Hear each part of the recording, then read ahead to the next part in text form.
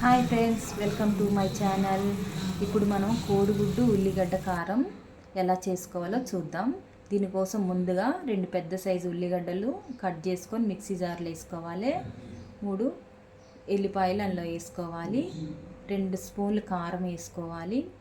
1 spoon రాళ్ళ ఉప్పు తీసుకున్నా నేను. తర్వాత 1/2 టీ స్పూన్ జీలకర్ర వేసుకున్నా. ఇవి మొత్తం మెత్తగా పేస్ట్ లాగా చేసుకొని పక్కకు పెట్టుకోవాలి.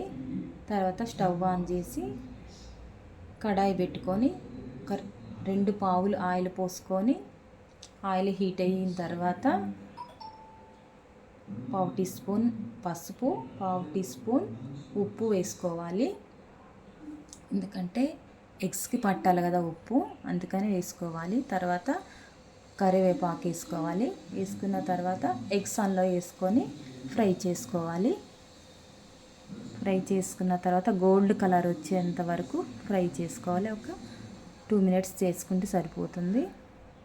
తర్వాత మనం ముందుగా పట్టి పెట్టుకున్న కారం పేస్టు, కారం ఉల్లిగడ్డ పేస్టు ఈ ఎగ్స్లో వేస్తే సరిపోతుంది. వేసిన తర్వాత ఒక 2 మినిట్స్ ఫ్రై చేస్తే సరిపోతుందండి. చూసారా ఎంత బాగా వచ్చిందో.